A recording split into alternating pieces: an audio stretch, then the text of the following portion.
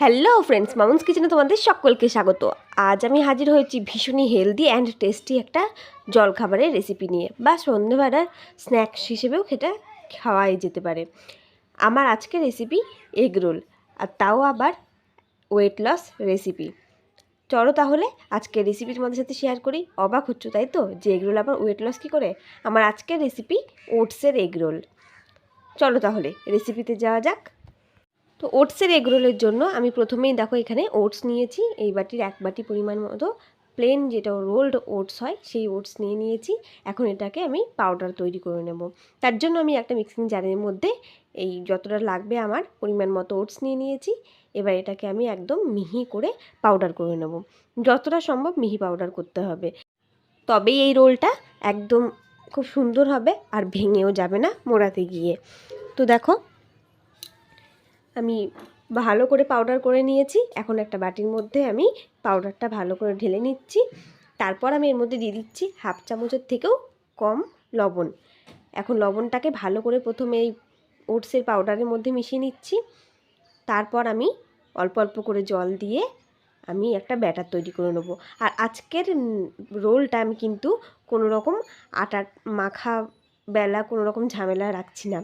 এটা একদম ঝটপট তৈরি করে নেওয়া যেতে পারে, আর একদম কষ্টও করতে হবে না বেশি। এটা আমি একটা ব্যাটার তৈরি করে নিচ্ছি। আজকে এরকম ব্যাটার তৈরি করেই কিন্তু আমি এগ রোলটা তৈরি করব। তো দেখো এরকম একটা ব্যাটার তৈরি করে নিয়েছি। এখন এটাকে আমি সেট হতে দেব 15-20 মিনিট মতো। এটাকে ঢাকা দিয়ে আমি সেট হতে দিচ্ছি। ততক্ষণ এখানে আমার লাগছে আর পেঁয়াজ কুচি স্যালাডের জন্য আর কি, আর কাঁচা লঙ্কা কুচি নিয়েছি, এক টুকরো লেবু নিয়েছি, আর এখানে আমি গাজর নিয়েছি, অর্ধেকটা মতো গাজর লম্বা লম্বা করে কেটে নিয়েছি। আর নিয়েছি যেহেতু এগরোল তার জন্য 2টো ডিম আমি নিয়েছি। এখন প্রথমে আমি ডিমটাকে ফেটিয়ে নেব। তো তার জন্য আমি এর মধ্যে দিয়েছি 1 চিমটি মতো লবণ, আর দিয়েছি একটুখানি গোলমরিচের গুঁড়ো। গোলমরিচের গুঁড়োটা দিয়েছি যাতে একটুখানি ডিমের আষ্টে গন্ধটা চলে যায়, তার জন্য। তো এবার এই লবণ গোলমরিচ দিয়ে ভালো করে আমি ডিমটাকে ফেটিয়ে নিচ্ছি। ভালো করে ডিমটাকে ফেটিয়ে নিতে হবে, যেন কোনো গোলমরিচের দলা পাকানো না থাকে সেরকমভাবে। ডিমটাকে তো ভালো করে ফেটিয়ে নিলাম। এইবার আমি একটা স্যালাড তৈরি করে নেব। তার জন্য আমি এই যে পেঁয়াজ কুচি কাঁচা লঙ্কা কুচির মধ্যে আমি গাজরগুলোও দিয়ে দিলাম।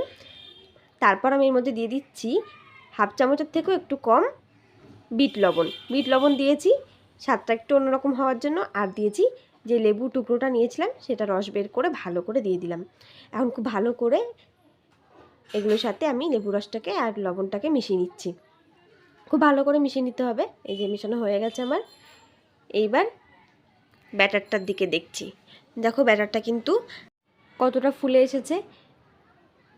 তো দেখো এবার তার জন্য এরকম ব্যাটার দিয়ে তো আর এগরোল তৈরি হবে না, তো তার জন্য এটাকে আরও পাতলা করে নিতে হবে। তার জন্য আমি এর মধ্যে জল দিয়ে দিয়ে আবারও একটু পাতলা করে নিলাম। এইবার এগরোলগুলোকে তৈরি করব। তার আগে আমি 1 চামচ মতো একটু সাদা তেল দিয়ে ভালো করে ব্যাটারটার সাথে মিশিয়ে নিয়েছি। এটা দেওয়ার কারণে কিন্তু ব্যাটারটা খুব স্মুথ হবে আর এগরোলগুলো খুব নরম হবে।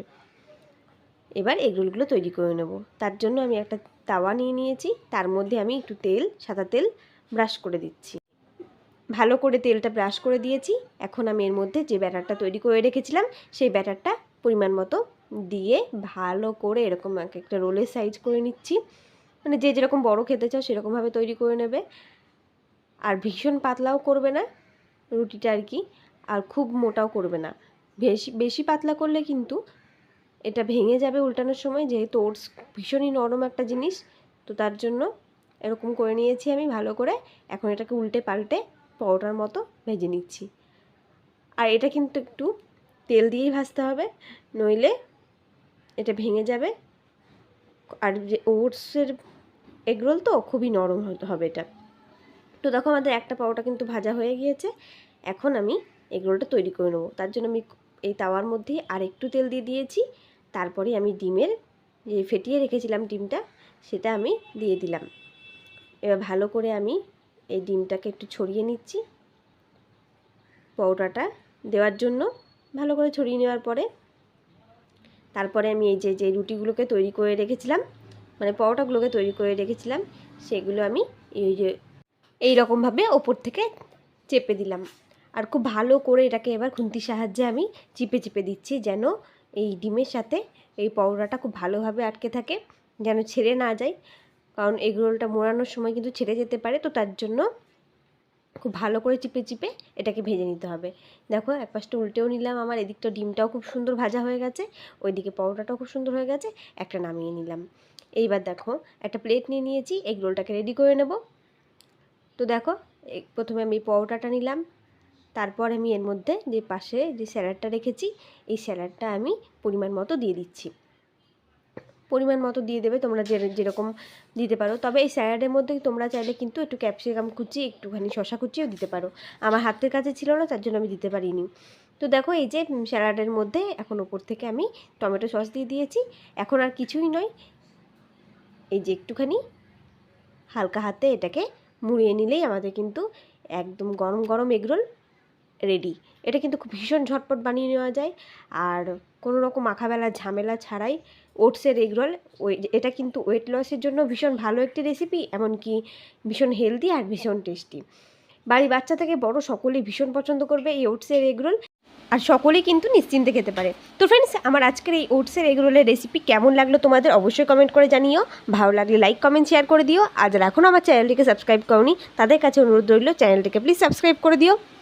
আজকের মতো এই পর্যন্ত, দেখা হচ্ছে নতুন কোনো দিন নতুন কোনো রেসিপি নিয়ে। ততদিনের জন্য তোমরা সুস্থ থেকো, ভালো থেকো, ধন্যবাদ।